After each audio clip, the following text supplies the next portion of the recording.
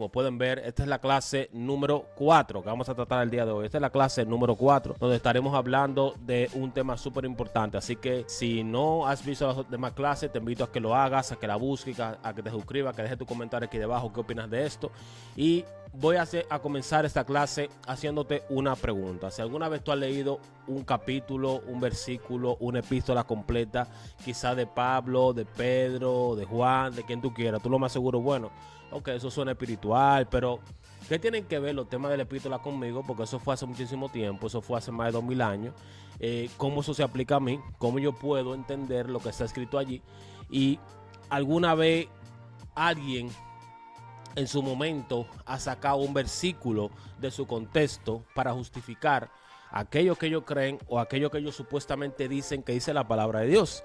Así que yo creo que esto a todos nos ha sucedido, a todos nosotros nos ha pasado esto en un momento, y vamos a hablar de llaves, de esto, ¿no? Porque es importante, yo quiero ofrecerle llaves, pero antes de eso yo quiero decirle algo que sucede mucho. Y esa es la ametralladora de versículos que sumamente casi todo el mundo saca, ¿no? A todos nos ha pasado eso, de que nosotros tratamos de entender la epístola como si fuera una caja de regalos de chocolate espirituales que a nosotros nos entregan. De muchas frases célebres, de muchas frases bonitas que nosotros usualmente la tomamos y la aplicamos como nosotros creemos, donde nosotros podemos tomar lo que nos gusta y lo que no nos gusta y hacemos lo que queremos con ese tipo de versículos. Pero las cosas no funcionan así. Por eso que hoy vamos a descubrir algunos puntos importantes que te van a ayudar a ti a comprender este tema. Así que te pido que lo compartas a las personas que se encuentran por aquí. Gracias, Alejandra Castañeda, que se encuentra aquí en Facebook, Yasmín Karina Petit, Tomasa Nebuay, gracias por estar por aquí. Así que miren, la semana pasada hicimos un viaje increíble en el tiempo. Vimos cómo estas cartas llegaban de la iglesia por un emisario llamado Tíquico. Él la entregaba, se la leía en voz alta a las personas que estaban allá en la iglesia, se la leía a toda la comunidad, y vimos cómo eran eventos que sucedían, eran cosas que tenían un significado bastante profundo y bastante espiritual. Pero eso a nosotros nos deja una gigantesca y grande pregunta. Si ellos la leían así como ellos la tenían, en comunidad y todo eso, para resolver problemas urgentes que estaban pasando, Pablo la mandaba porque estaba pasando una situación en Galacia, en Filipo, en Corintio, en muchísimos lugares. Nosotros hoy en día, ¿cómo estamos leyendo la epístola? 2000 años después, 2025 años después, ¿cómo estamos leyendo nosotros la epístola? En nuestra habitación, a veces ni siquiera sin tener idea de lo que nosotros estamos leyendo, que sucede mucho, de que leemos la epístola y no sabemos ni siquiera lo que estamos leyendo.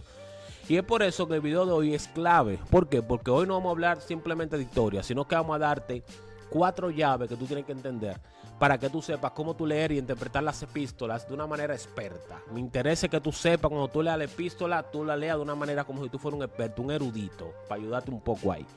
Pero antes de eso, yo quiero hablarte de la ametralladora de versículos que tengo aquí, que son de los errores número 1 que nosotros vemos, que son la ametralladora de versículos. Y digo esto porque nosotros alguna vez hemos sido parte de eso. No, cuando nosotros vimos la Biblia, apuntamos el dedo al versículo que más nos gusta, lo cogemos, lo utilizamos, lo sacamos de contexto, lo ponemos en un poloché, lo ponemos en una gorra, lo ponemos en muchísimas cosas para nosotros usarlo como a nosotros nos dé la gana. Pero el problema es que un texto fuera de contexto, como popularmente conocemos, crean que un pretexto.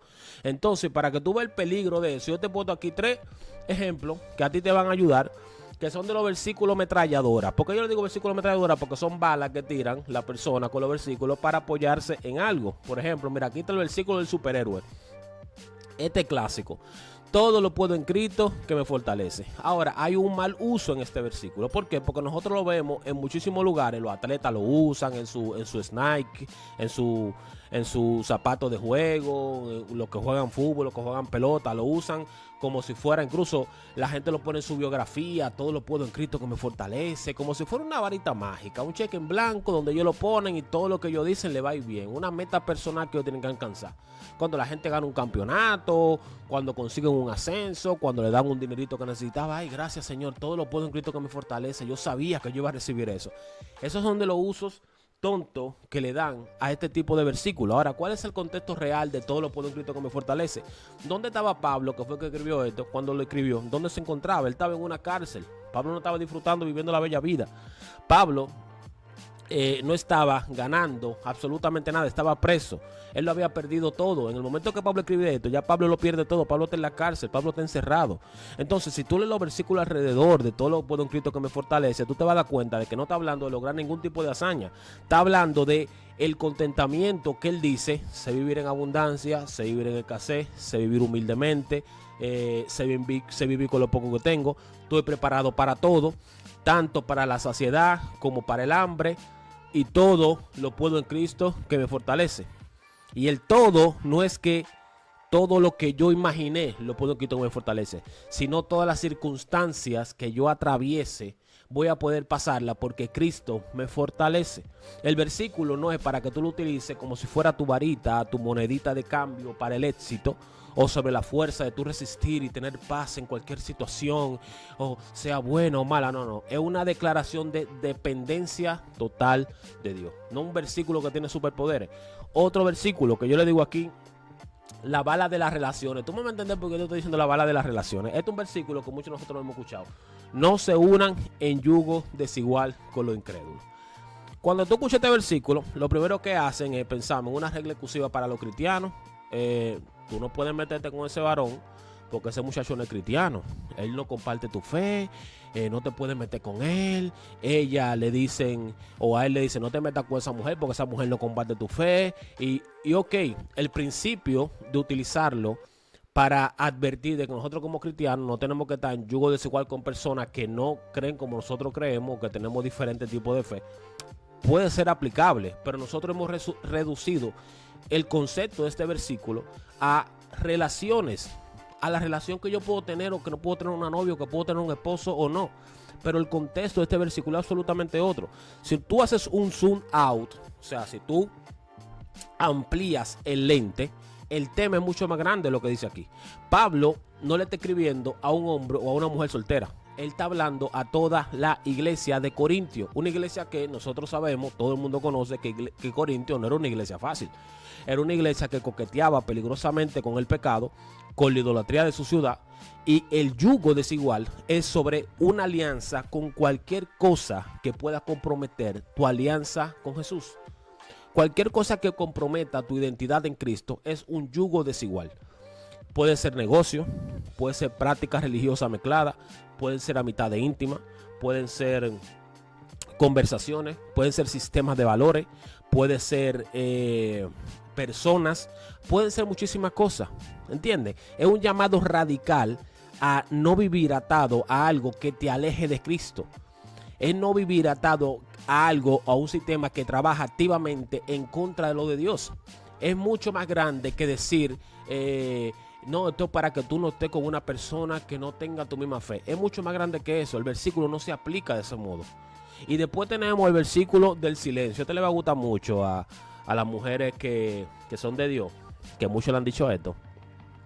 El versículo del silencio. Las mujeres cállense en la congregación. El versículo que utilizan para ponerle un bozal a las mujeres, las pobres mujeres que sufren tanto en las congregaciones, para que no digan nada. Es un versículo polémico. ¿Por qué? Porque es uno que ha causado división, es uno que por siglos ha causado mucha confusión. Y cuando tú no des el contexto, tú puedes pensar de que la mujer no puede hacer absolutamente nada. De hecho, yo estaba teniendo una conversación con un amigo mío gnóstico, o creo que el ateo, saludo a Francis, está por ahí, de que él me hizo esa pregunta, que por qué las mujeres la trataban así, que era lo que pasaba, que la mujer no puede predicar, que la mujer no puede hacer nada. Y ha sido de la mentira que me han utilizado, sobre todo las mujeres súper empoderadas, para usurpar el pastorado, para usurpar el trabajo ministerial de los hombres, para tomar lugares que no le corresponden. ¿Por qué? Porque ellos dicen, no, porque yo también tengo el espíritu, yo también puedo hacer. Ciertamente la mujer tiene el espíritu de Dios y la mujer puede hacer muchas cosas. Pero este versículo se utiliza mal porque se arranca el versículo y se pone en la mesa como una ley universal y eterna para prohibir de que las mujeres no digan nada. Y el versículo no trata de eso. O que las mujeres no enseñen, o que las mujeres no prediquen, o que las mujeres no puedan ser líderes, o que las mujeres no puedan hablar en la iglesia. Y ese versículo no se aplica a eso. Es un versículo totalmente con otro contexto. Si nosotros nos ponemos en el paño de lo que dice este versículo aquí, y nosotros nos ponemos ese traje de detective, nosotros nos vamos a dar cuenta de que qué estaba pasando en Corintio. ¿Qué estaba pasando en Corintio? En lo oculto de la iglesia en Corintio, ¿qué estaba pasando? Habían caos totales en ese culto. La gente hablaba todo junto. Uno profetizaban por encima del otro. La lengua estaban por doquier, no había control. Hablaban sin que nadie le pedían que hablaran. Hablaban lengua sin nadie que interpretara. Entonces, en ese contexto de desorden es que surge este versículo. Pablo está poniendo un orden, una instrucción, parece dirigida sobre todo a las mujeres que estaban haciendo ciertos desórdenes. Por eso es que aquí dice: mujeres, cállense en la congregación, que hagan silencio en la congregación. O sea que las mujeres estaban interrumpiendo y no estaban respetando el tiempo de predicación o de servicio que estaba ejerciendo un esposo en ese momento, por ejemplo. Estaban haciéndole incluso pregunta al hombre en medio del culto. Y Pablo le dice: esperen llegar a su casa y aprendan de su marido en su casa para que no haya ningún tipo de situación. Pablo no está diciendo una ley universal con que la mujer no puede hablar ni puede decir nada. Porque el mismo Pablo dice en otro lugar y reconoce a mujeres que profetizan, conoce mujeres que lo ayudaron en el ministerio. Cuando tú lees primera de Timoteo capítulo 4, creo, ya al final, él comienza a saludar a personas. Romanos 16 comienza a saludar a personas a lo último. Hay como 4 o 5 mujeres. Fibe, Yuna, Priscila. Había mujeres que trabajaban, Aquila. Había mujeres que ayudaban a Pablo. O sea, el tema central del capítulo 14, donde se encuentra, capítulo 14 aquí, donde se encuentra esto, es la edificación en el culto. Habían desórdenes en el culto. No era para que las mujeres no dijeran nada y vivieran un eterno silencio. La mujer puede trabajar. La mujer ha recibido el mismo espíritu del hombre. La mujer tiene más sabiduría que el hombre. La mujer tiene una mejor formación desde que Dios la formó que el mismo hombre. O sea, Dios no va a querer que las mujeres se silencien, sino que tengan un orden. ¿Entienden? Ven como cuando tú tomas un versículo fuera de contexto, el patrón cambia. Cuando tú lo sacas de su vecindario, se convierte en un disparate de versículos, se convierte en un arma, se convierte en una regla que Dios no ha dado. Entonces, por eso es que yo quise comenzar mencionando algunos versículos metralladoras, que son balas que utiliza de manera totalmente equivocada, totalmente errada. Pero para no volver a esa trampa, nosotros tenemos aquí las 4 llaves. Son 4 llaves. Mira, 1, 2, 3, 4. ¿Cuáles son esas 4? Vamos a hablar de esas 4 llaves. Primero vamos a hablar de la llave número 1 que tú te tienes que ocupar. Y es de investigar. Para mí es una de las llaves más importantes, investigar. Ponerte en el papel de un investigador. ¿Qué significa lo que dice esa epístola para mí? ¿Qué significa? ¿Qué significó sobre todo? Es más importante que tú preguntarte qué significa para mí en este tiempo esa epístola. Más importante es preguntarte qué significaba para ellos en ese tiempo esa epístola. O sea, tú tienes que investigar el escenario de lo que está pasando con la epístola y hacerte preguntas. ¿Por qué? Para saber cuál era el mensaje central. ¿Qué significa eso? O sea, tú tienes que investigar el contexto. Tú tienes que investigar el contexto de lo que se está hablando. Puede sonar como un poco como muy elevado y tú dices, ¿qué es eso? Que yo no entiendo. Es fácil, no es una cosa difícil. Es incluso más fácil de lo que tú puedes pensar, porque tú te tienes que basar en lo lógico cuando tú lees algo. ¿Quién está escribiendo la epístola, por ejemplo? Tú tienes que averiguar cuál es el autor y cuál es la fecha de que se escribe la epístola. Ok, ya yo sé quién fue que escribió la epístola, ya yo sé a quién le escribió la epístola. Ahora, ¿cómo era el mundo de la persona donde se encontraban los receptores de esa epístola? ¿Cómo era su cultura? ¿Cómo era su ciudad? ¿Qué estaba pasando? ¿Quién gobernaba? ¿Cuáles eran los cultos que habían? ¿Cuál era la moneda de cambio? ¿Cuál era el tipo de trabajo que se realizaban? Perdón. ¿Cuál era el tipo de negocio que comúnmente se hacía? 3, ¿cuál era el problema? Tú tienes que decir, ok, ahora yo entendí esto. Sé quién le escribió, sé para quién fue, sé ya cómo era esa gente en ese tiempo. Ahora, ¿cuál era el problema de que se escribió esto? ¿Cuál es la razón específica por la cual Pablo escribió esto? En el momento que tú haces eso, en el momento que tú te respondes esa pregunta, esa epístola que tú tienes ahí, que tú no comprendes, que para ti es un papel en blanco y negro que tú no sabes qué es lo que dice, en jeroglífico, de repente se vuelve en tu idioma en 4K High Definition. Tú entiendes todo lo que dice ahí, porque tú primero tienes que hacer un trabajo. Mira, te puse 3 casos aquí que pueden ver ustedes mismos. En Primera de Corintios, por ejemplo, habla de donde se dice que uno decía, no, yo soy de Pablo, no, que yo soy de Pedro, no, que yo soy de Apolo, que no sé qué cosa. Habían divisiones. ¿Qué estaba pasando en Corintio? Había divisiones, se dividían por el líder favorito, así como haces tú. No, que a mí que me gusta Gigi Ávila. No, a mí que me gusta es Harrigan, porque me gusta como profetiza. No, porque yo soy Team Yesenia Ten. No, porque a mí me gusta fulanito, porque a él le gusta la Kabbalah. No, porque ese mismo tipo de situación era la que se encontraba allí. No es nuevo. Lo que ustedes ven ahora, esta gente que son idólatras de líderes, no es nuevo. Eso ya pasaba en Corintio. Decían, no, a mí no me gusta Apolo, a mí que me guste Pablo. No, a mí no me gusta Pablo, a mí que me guste Apolo. Como si fueran equipos de fútbol. Y es un problema. Y es el verso que Pablo está utilizando para tratar una situación que se encontraba allí. Se habían formado grupitos.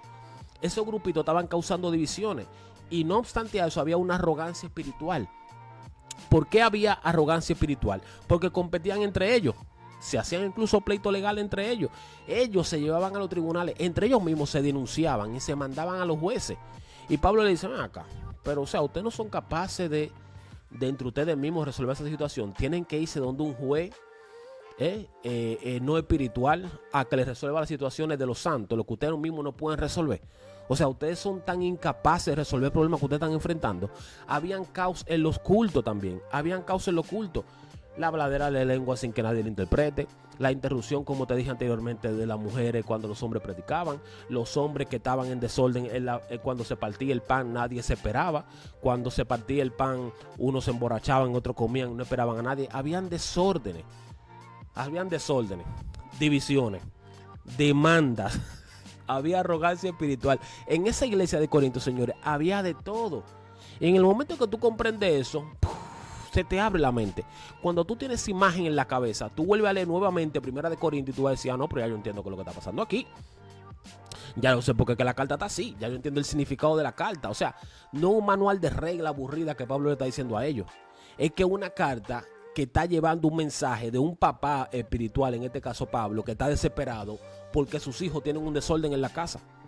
Los hijos necesitan que se les dé orden, necesitan un consejo, necesitan amor, necesitan regaño. Es tan tal que Pablo tiene que mandar otra carta con el capítulo 13 de Corintios exclusivamente para el amor, porque hasta el amor entre ellos se había enfriado.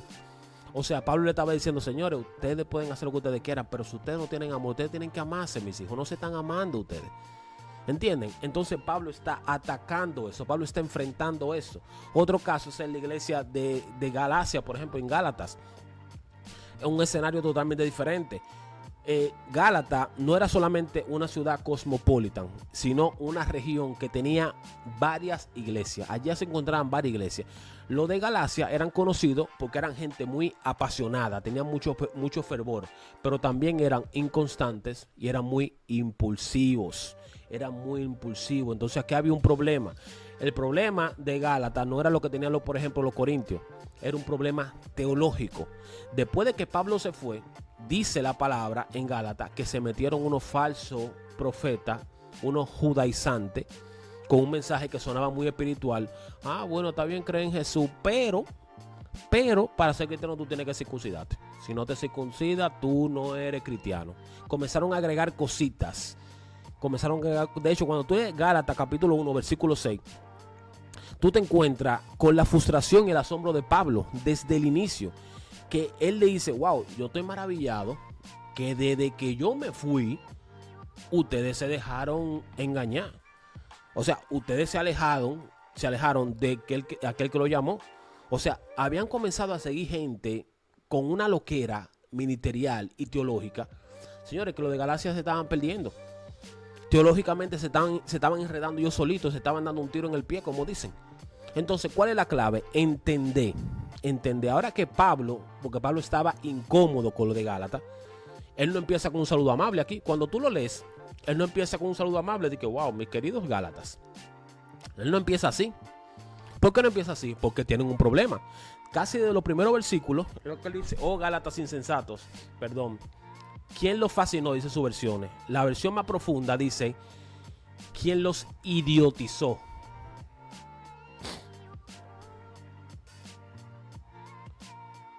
Shalom Selena, que se encuentra por aquí. ¿Quién los idiotizó a ustedes? O sea, Pablo le estaba diciendo Gálatas, pero ¿quién fue que ustedes lo puso bruto, mis hijos? Si ustedes estaban bien cuando yo estaba ahí. Yo me fui y ya ustedes se volvieron un disparate. O sea, Pablo no le está dando consejitos. En la epístola de los Gálatas, Pablo no le está dando consejitos. Él está luchando con el corazón de la fe cristiana en esa iglesia. Entonces, por eso es que tú te tienes que poner en el papel de investigador para que tú entiendas por qué esa epístola se escribió lo que se escribió en esa epístola. Ahora, cuando tú vas a la iglesia de Filipo, lo de Filipenses, que era una colonia romana muy bonita, muchos habitantes, tenían una ciudadanía romana, todos los que se encontraban allí, o sea, era un orgullo de aquella época. Eran leales a Roma en esa ciudad, vivían y respiraban cultura romana en la ciudad de Filipo. Pero ¿cuál era el problema con la iglesia de Filipo? La carta no nace de un problema en Filipo, sino de la gratitud. La iglesia de Filipo estaba muy cercana a Pablo. Y Pablo incluso recibió ofrenda de ellos. Ellos eran personas que ayudaban muchísimo a Pablo. Lo ayudaban ministerialmente, lo sostenían cuando él estaba en la cárcel. Entonces esta carta es una carta de agradecimiento. Esa epístola es una epístola de agradecimiento, aunque sí menciona pequeñas situaciones, porque hay una ocasión que menciona entre Sintique y Evodia había como un dime y te diré, y Pablo dice, dile a ella que se pongan de acuerdo, vamos a evitar problemas, ¿verdad? Pero esencialmente la carta no es de reprensión. O sea, tú te das cuenta el cambio que hay entre una y la otra. Entre Corintio, Gálatas y Filipenses y Filipo, tú te das cuenta el cambio que hay en el modo de escritura. Entonces, una carta que rebosa de alegría, la de Filipenses, tú la comparas con la de Corintio, que es una reprensión, y con la de Gálatas, que le dice, que Pablo dice, me lo están volviendo loco, me lo están volviendo unos estúpidos a ustedes. Tú te das cuenta de la diferencia que hay. O sea, tú te das cuenta de cómo cambia el sentido, porque Pablo aplica esto. O sea, tú tienes que aplicar esto para entenderlo. ¿Qué significaba para ellos? Para ellos, ¿qué significaba eso? ¿Qué estaba pasando en ese lugar? ¿Entiendes? O sea, tú te das cuenta como los tres problemas, las tres cartas, las tres epístolas tienen tres tonos diferentes, porque son contextos diferentes. Por eso cuando tú lees un solo capítulo de una epístola, tú no puedes entender completamente la epístola. Además, ve a Google ahora. Tú tienes ChatGPT, usa ChatGPT, mi amor, no importa. Usa Gemini y pregúntale cuál era el contexto de Efesios cuando Pablo escribió la carta, y te va a decir tan siquiera ahí. Pero ustedes ni siquiera quieren googlear eso. Googleenlo por lo menos. Tómense 5 minutos, investiguen eso, y esos 5 minutos usted le va a cambiar la perspectiva de cómo ustedes leen una epístola. ¿Entienden lo que le quiero decir?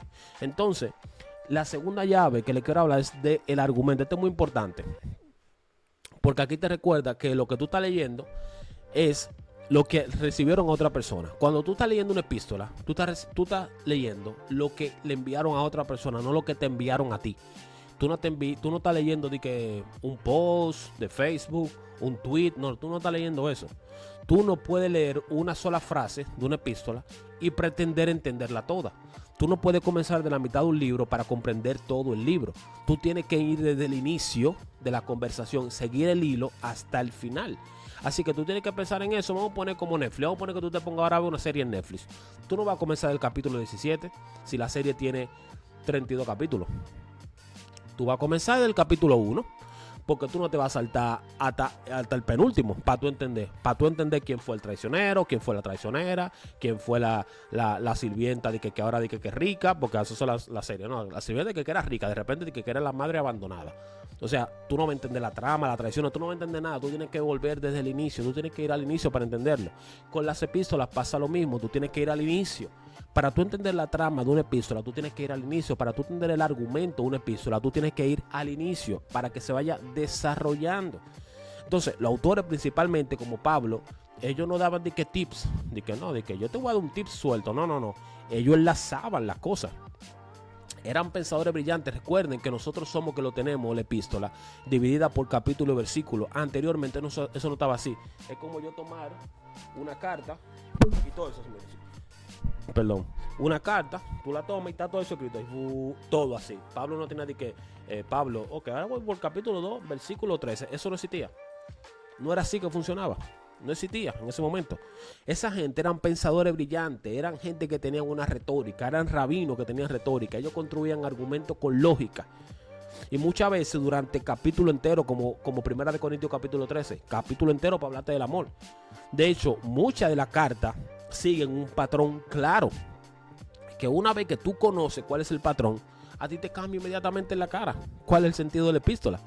El patrón de Pablo, por ejemplo, puede ser este. Imagínate que tú tienes que poner fundamento antes de poner un edificio, ¿verdad? Lo primero que tú haces es poner el fundamento, como dice la palabra de Dios, como dice el romano, ¿verdad? El fundamento. ¿Cuál es el fundamento? La teología. Pablo dedica varios capítulos para establecer verdades teológicas y profundas. ¿Para responder qué? ¿Qué creemos? ¿Quién es Dios? ¿Qué ha hecho Cristo? ¿Qué somos nosotros ahora sin Cristo? Pablo te da la base doctrinal. Y después que Pablo te pone la base, entonces comienza a construir el edificio, que es la práctica. Después de que Pablo pone el fundamento, Pablo pasa a la aplicación práctica. Responde preguntas de cómo nosotros vivimos ahora. Basado en lo que tú acabas de leer, de lo que yo te puse, cómo tú tienes que vivir ahora. Cómo debería cambiar tu forma de ser, cómo debería cambiar tu forma con los hermanos, cómo tú tienes que tratar a tu familia, cómo tú tienes que tratar a tu vecino, cómo tú tienes que ser en el trabajo, cómo tú tienes que perdonar. ¿Entiendes? Y lo más genial de todo eso es que siempre hay una bisagra, algo que conecta las dos cosas. Por eso tú te encuentras el inicio de versículos que te dice de que, por lo tanto, o así que, o por esta causa, por ejemplo, por esta causa, tal y tal cosa, por esta causa les escribí. Por lo tanto, cuando hagan tal cosa, son bisagras que conectan. Por ejemplo, cuando tú lees Romano capítulo, déjame poner si lo puedo poner aquí. No, pues yo lo tenía aquí ya. Cuando tú lees Romano, mira, Romano del 1 al 11, son los primeros 11 capítulos de Romano. Pablo te construye un caso legal y teológico de una manera descomunal. Argumenta sobre la condición pecadora de la humanidad, argumenta la justificación, argumenta de la justicia de Dios, argumenta de la salvación por fe en Cristo, de la obra del Espíritu, del plan soberano para los judíos, que los gentiles, el deseo profundo que Dios tiene, todo eso. Ahora, cuando tú caes en el capítulo 12, mira, estos capítulos son todo para poner el fundamento. Mira, esos 11 capítulos son el fundamento de lo que va a construirse del 12 al 16. Por eso, mira cómo termina por ejemplo. Cuando tú vas a Romanos capítulo 11, lo último, ¿verdad? Tú vas, versículo 36. Dios ha creado todo y todo existe para Él y por Él. Y a Dios sea toda la honra por toda la eternidad. Así sea. Pero cuando tú lees el capítulo 12, mira cómo empieza el capítulo 12. Con una bisagra. Por eso, bisagra, conexión. En otra versión le dice, así que. O sea, después que te da 11 capítulos de teología, que tú dices, wow, ¿qué es lo que está pasando aquí? Entonces llega el punto del capítulo 12, donde te empieza con por eso, hermanos. Y ese por eso es la conexión de todo lo que estaba diciendo antes. O sea, Pablo te está diciendo, ok, después de todo lo que yo te dije en 11 capítulos, por todo lo que te dije, ahora yo te pido a ti, por eso, o sea, ¿por eso qué? Por eso de todo lo que te dije en 11 capítulos anteriores, puesto que Dios no nos ha mostrado tanta misericordia y bla, bla, bla, por ahí se va. ¿Entiendes? Por la inmensa misericordia que Dios el otro. Comienza Pablo a detallarte, comienza Pablo a ponerte el edificio sobre 11 capítulos que primero te puso. No sé si me estoy dando a entender lo que estoy diciendo aquí. No sé si me estoy dando a entender, pero espero que me estoy dando a entender. O sea, ustedes están viendo la conexión de todo. Eso es. ¿Y cuál es la respuesta? ¿Cuál es la respuesta a todo eso? Los siguientes capítulos, del 12 en adelante de Romanos, son pura práctica. Son pura práctica. Todo esto son pura práctica. ¿Entienden? Práctica de cómo y tú tienes que comportarte. Cómo tú presentas tu cuerpo como sacrificio vivo. Cómo usar tus dones. Cómo es la justificación por fe. Cómo tú tienes que amar a tu enemigo. Cómo someterte a las autoridades. Cómo tratar a tu hermano. Cómo ponerte de acuerdo con tus hermanos. Todo eso. O sea, tú estás viendo la conexión. Pablo no te dice ama a tu prójimo y ya, de que en el capítulo 7, 8 y ya no vuelve más. Es una conexión total. Él pasa 11 capítulos explicándote la inmensidad del amor de Dios para cuando tú llegas al capítulo 12, tu respuesta natural sea, oh, como yo no voy a amarlo si ya acabo de entender todo lo que pasó en los primeros 11 versículos. Ven, a eso se le llama una bisagra entre capítulos. Esa es una bisagra entre un argumento para que se unan, ¿entiendes? Hay un patrón.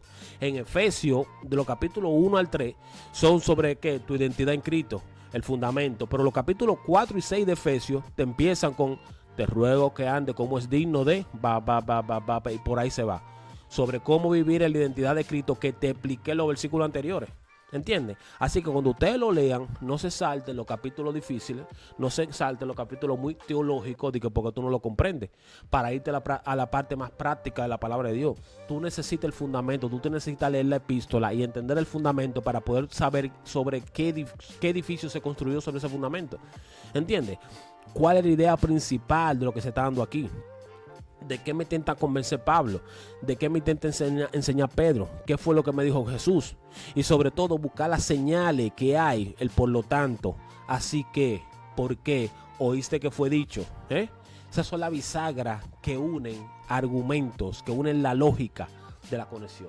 ¿Entienden? Ahora, la número 3 es la llave prescriptivo y descriptivo. Ok, esta tercera llave es importante y te va a ahorrar muchísimos dolores de cabeza. Te va a ahorrar dolores de cabeza porque tú vas a poder comprender la diferencia entre lo que es ser prescriptivo y lo que es ser descriptivo. Son palabras, mira, te lo puse aquí para que no te me pierdas, porque mi intención es que tú te me pierdas. Yo creo que tú comprendas lo que tú estoy hablando. Míralo aquí, te lo puse aquí. Descriptivo, un texto simple describe algo que sucedió o una costumbre cultural de la época, te cuenta lo que era.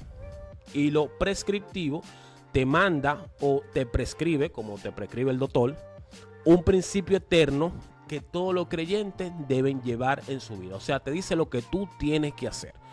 La clave para una persona que quiere entender las epístolas es extraer el mensaje prescriptivo, o sea, lo que se te manda hacer, que a menudo viene envuelto en la descripción de la epístola. Voy a repetir. En la descripción de la epístola es para envolver la prescripción de la epístola. O sea, para envolverte a ti lo que tú debes hacer, te lo envuelve en un papel de lo que era, para que tú lo comprendas. ¿Entiendes? O sea, pensemos con la lógica. Tú vas a tu trabajo, ¿verdad? Tú vas a tu trabajo y tú tienes que venir vestido de forma formal. Eso es un mandato de la empresa. Todo el que trabaja aquí sabe que el que trabaja en una empresa, el que es doctor o cosas así, sabe que tiene que ir de cierta forma, ¿verdad? Eso es prescriptivo, o sea, eso es norma de la empresa. Tú tienes que ir de esa forma porque así en la empresa es que funciona. Eso es un mandato de la empresa. Ahora, ¿cuál es la aplicación descriptiva? Vamos a poner que tú estás en el 1985, ¿verdad? Y antes, en aquel tiempo, un profesional usaba una corbata, unos pantalones anchísimos, campana y un sombrero, ¿verdad? Pero en el 2025 la cosa cambia. Una camisa menos desahogada, una camisa, tú sabes, de que apretadito, de que los pechitos parados, unos pantalones jean bonitos, que sí, ok, unos zapaticos, ¿verdad? Esa es la aplicación, o sea, cómo se describe hoy en día. El principio de una época que pasó en el 85, hace 30 años atrás, ¿me entiendes? O sea, como era antes, cambia como la gente se vestía, pero siempre ahora tienen que ir de manera elegante. No pueden ir como le da la gana, porque la empresa sigue diciendo de que hay una forma de vestir. Hay una ley de protocolo en la empresa. Puede cambiar la forma en que te vistes, pero siempre tiene que ir de manera adecuada. En el 80 se iba con un sombrero con pluma. Bueno, tú ahora no vas con un sombrero con pluma, pero tienes que ir afeitadito, tienes que ir peladito, tienes que ir bonito, porque tú eres una gente que representa. ¿Me entienden? Déjame ver si se está escuchando todo ready aquí. Imagino que sí. No sé quién me está escuchando, pero imagino que todo se está escuchando de maravilla. Gloria a Dios. Exactamente. Es como las indicaciones que trae una medicina, Selena. Tal cual. Así mismo es. Te dicen, mira, esto se tiene que... Tú sufres de la presión. Bébete tu Cataflán 500. Son Cataflán 500. No es una opción que te la bebas. Es que te la tienes que beber. El mandato es que te la bebas. Pero la caja te describe cómo se toma, cada cuántas horas se toma. Te la puede beber con alcohol o sin alcohol. Te la puede beber con jugo o con agua. Te dice cómo te la tienes que beber. ¿Me entiendes? Así es que funciona. Vamos a poner otro ejemplo. Por ejemplo, hay una cosa que se usa mucho, que es el ósculo santo. El ósculo santo, o el beso santo, como también se le llama, Pablo lo menciona varias veces en su carta. Salúdense con ósculo santo. Bien, ¿cuál es el asunto de eso? Antes, un beso, y hoy en día también, porque aquí en Europa funciona así, un beso en la mejilla era un saludo común en aquella época, era cultural. En el Medio Oriente es cultural y aquí ahora todavía es cultural. Incluso en Italia son 2 besos, en otros lugares de Europa también son 2 besos. Eso es algo cultural, esa es la moda que tú y yo tenemos de darnos la mano. En mi país, República Dominicana, eso no es normal. La gente se da la mano, mi hermano, un abrazo, güey, ¿cómo tú estás? Los hijos, tú sabes lo que uno siempre dice. Ahora, el principio de eso, ¿cuál es? El principio de hacer el ósculo santo. Es el afecto, la bienvenida, el amor fraternal, la comunión genuina con nuestro hermano en la fe el día de hoy. O sea, ahora a lo mejor tú no te das 2 besitos, pero cuando tú ves a un hermano tuyo en la fe, tú te das un abrazo grande, tú te das un apretón de mano, tú manifiestas eso de otra forma, pero el principio siempre es el mismo: mostrarle afecto a tus hermanos en la fe. ¿Entienden? O sea, sí, mirándolo a los ojos, mi hermano, ¿cómo está usted? Dios me lo bendiga mucho. Como tú quieras hacerlo.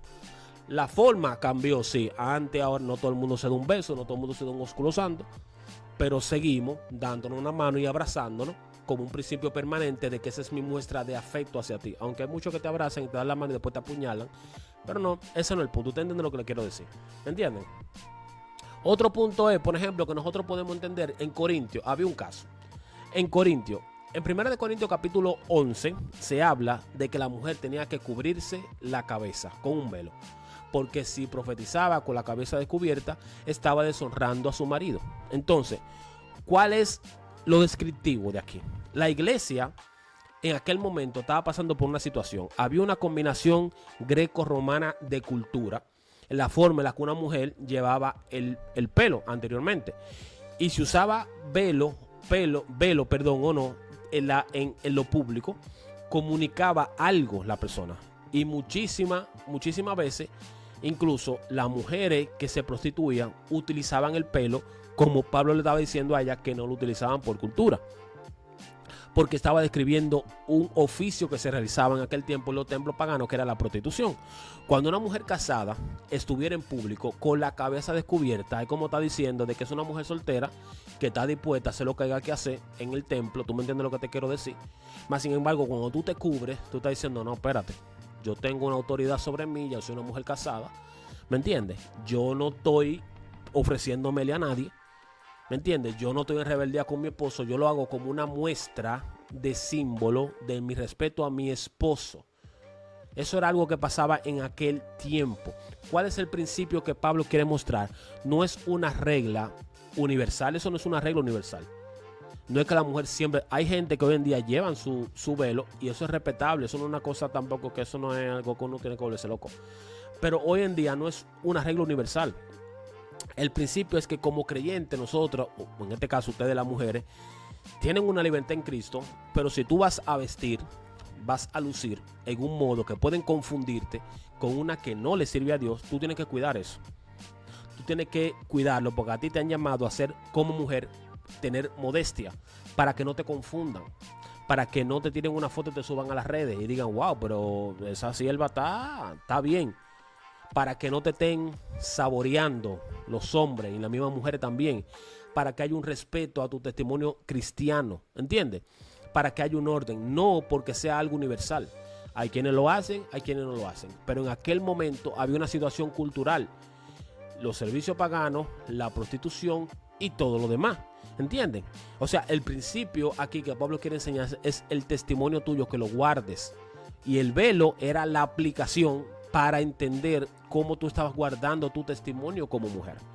¿Me entienden? Entonces, eso es lo que nosotros podemos entender cuando utilizamos ejemplos. Yo solamente le estoy poniendo ejemplos para que ustedes entiendan, porque también podemos poner, ¿qué ejemplo nosotros podemos poner para entender eso? El ejemplo de los bienes. Anteriormente, antes, en la carta de Hechos dice de que ellos tenían todas las cosas en común. ¿Qué tienen en común?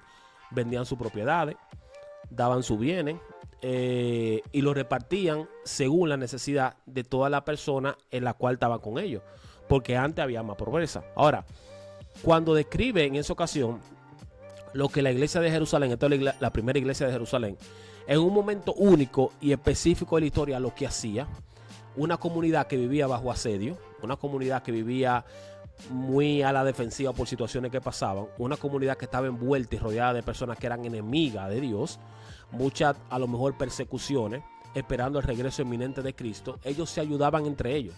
Entonces, no había el materialismo que hoy hay. Fulano tiene 2 carretillas con limones, él vende una carretilla con limón y negocia con la otra. Para esa carretilla que vendió, darla a aquel que no tiene nada. ¿Entiendes? O sea, esa era la forma radical de ellos, vender incluso hasta lo que tenían para ayudar al hermano que no tenía. Ahora, hoy en día, nos dice la Biblia que nosotros tenemos que vender nuestros bienes para dárselo a un pastor de la iglesia. No, a usted lo ha engañado o lo ha engañado pendejamente, y usted me excusa, porque a usted le dicen que tráigame el título de propiedad de su carro, tráigame el título de propiedad de su casa para que Dios la bendiga y póngala aquí como una ofrenda agradable y de olor fragante al Señor, y a usted lo que le están es robando en su cara y usted ni siquiera está haciendo nada. Entonces, hoy en día eso no se aplica así. Nosotros ayudamos, nosotros servimos. El principio eterno, ¿cuál es? Ayudemos al que tiene menos. Es un principio eterno, tenemos que ayudar al que tiene menos. Si nosotros podemos. La generosidad radical. De hecho, Pablo en una ocasión dice, cuando ustedes vayan a ofrendar, no lo hagan con tristeza, háganlo con alegría. Háganlo sabiendo de que Dios lo va a bendecir a ustedes también. O sea, nosotros como creyentes tenemos la responsabilidad de cuidar a mi hermanito que no tiene nada. Si le hace falta algo, tratar de darle algo. Tratar de ayudarlo con lo que yo pueda. ¿Entiendes? O sea, el principio es la generosidad. Es la generosidad. La forma en que se vivió en Jerusalén es una forma descriptiva de una generosidad en acción. ¿Entienden? O sea, era una forma descriptiva. ¿Cuál es lo prescriptivo en eso? Que tenemos siempre que ser generosos con los hijos de Dios. Siempre.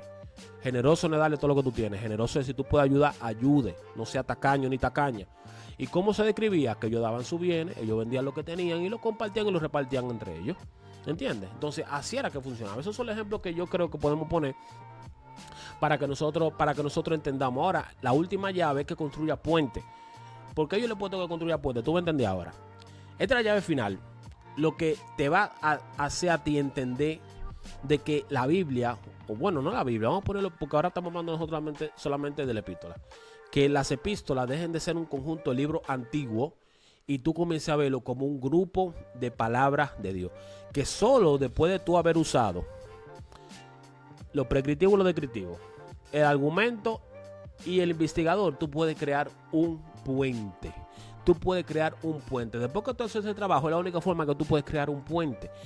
Y es bonito la metáfora del puente, porque los puentes tienen 2 lados, ¿verdad? Nosotros sabemos que tienen 2 lados, como quiera que sea, son 2 puntas que tienen los puentes, ¿verdad? En un lado se ancla de un lado y se ancla de otro lado y cada quien cruza y va y toda esa cosa. Ahora, en el mundo del texto, en el mundo de Corintios, en el mundo de Éfeso, en el mundo de Gálatas, en el mundo del siglo I, de la Jerusalén del siglo I, había un puente. Un lado está en el mundo de nosotros y vamos a poner que el otro lado está todavía en el mundo de Corintios, de Éfeso, de Gálatas, de toda esa gente, ¿verdad? Que está ahora 2000 años después. Para que tú me entiendas, quiero usar este ejemplo para que ustedes comprendan lo que les quiero decir.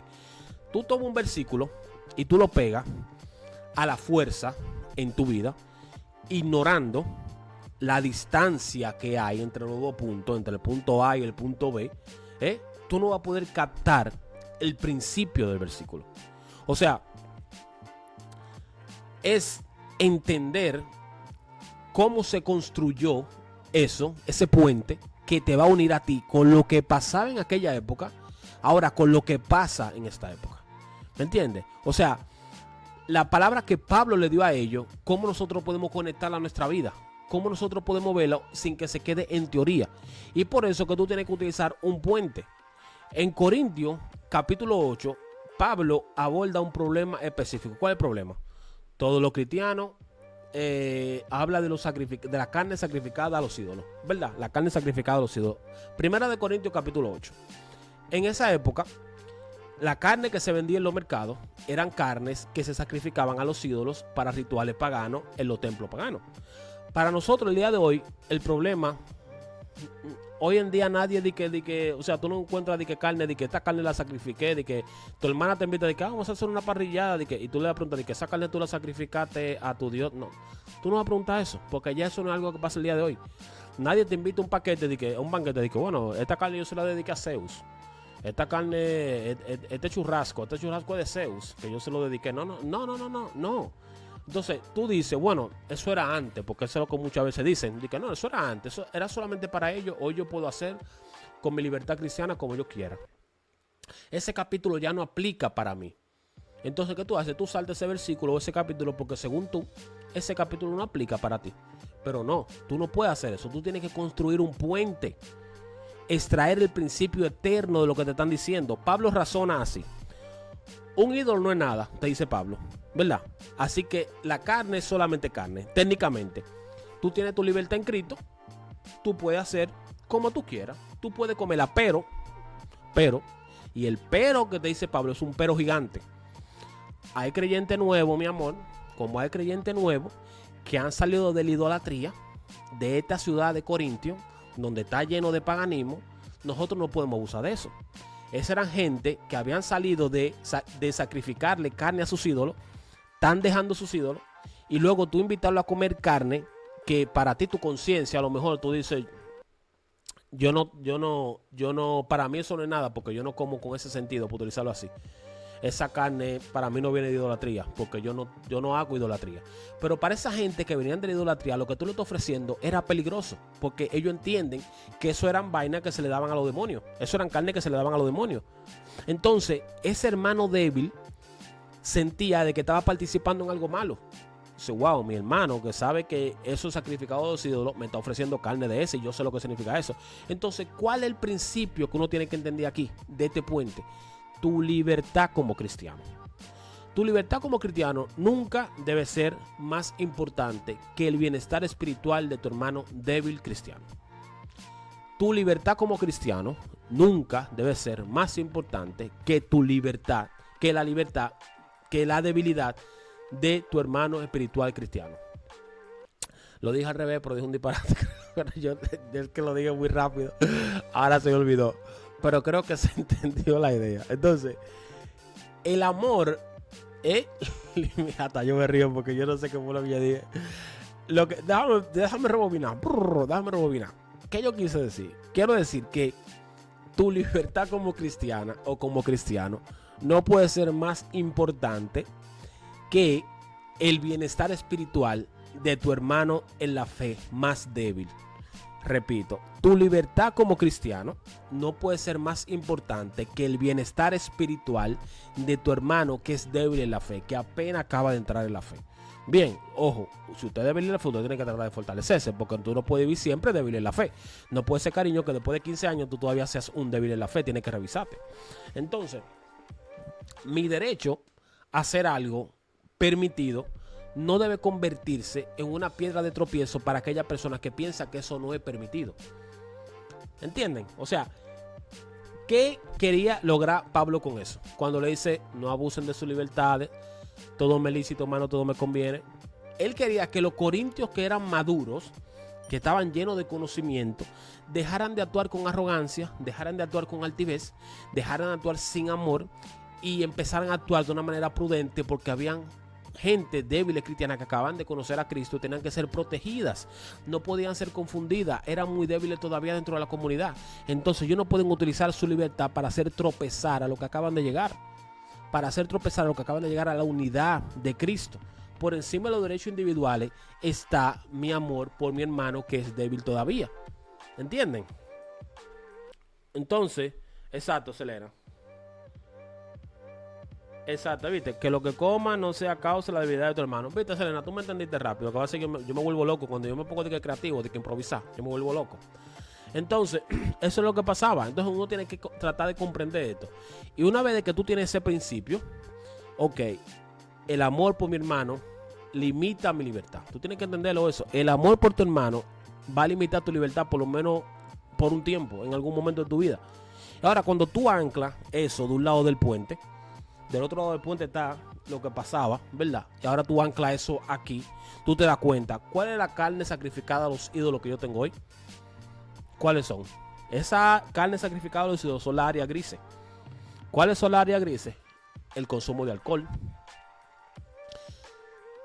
a veces sin moderación, la serie, la película, la música que tú escuchas sin importarte que tu hermano cómo pueda sentirse, la forma en que tú usas el dinero sin importarte cómo tu hermano se pueda sentir en cuanto a eso. celebrar festividades como Halloween, por ejemplo, que celebra a los muertos, sin importarte lo que tu hermano pueda pensar de eso. ¿Me entiendes? Todas esas áreas son áreas grises. Son áreas donde algunos cristianos sienten la libertad porque ellos tienen la fortaleza de hacerlo. Gloria a Dios que ustedes tienen la fortaleza de hacerlo.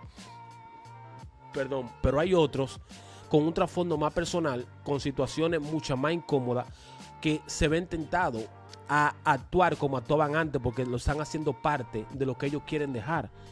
Esa puede ser una carne sacrificada a los ídolos. ¿Entiendes? O sea, nosotros tenemos que tratar de entender la libertad del otro, la debilidad de mi hermano en la fe, sin tener tampoco que nosotros abusar de nuestra libertad. ¿Me entiendes?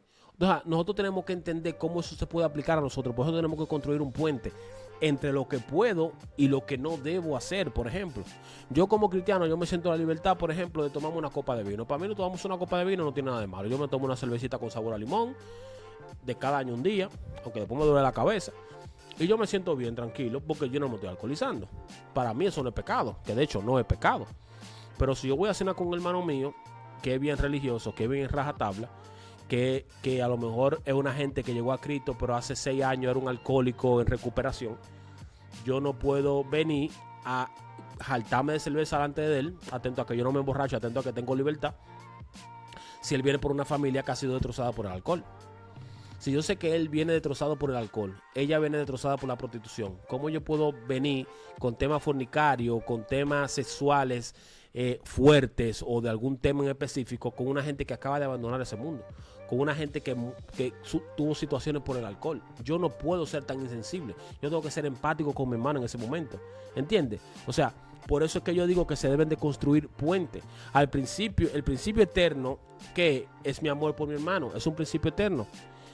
Por encima de mi libertad muchas veces. Una copa de vino en un momento, con una música, que si yo que una bachatica, que mi hermano dice que la música es del diablo, pero a mí no me importa delante de él, que él haga lo que él quiera. Yo me bailo mi bachatica, yo me bebo un romito, yo veo una película de no sé qué delante de mi hermano en la fe, sin importarme lo que él pueda pensar. Eso es una carne sacrificada a los ídolos. Esa es tu carne sacrificada a los ídolos. ¿Entiendes?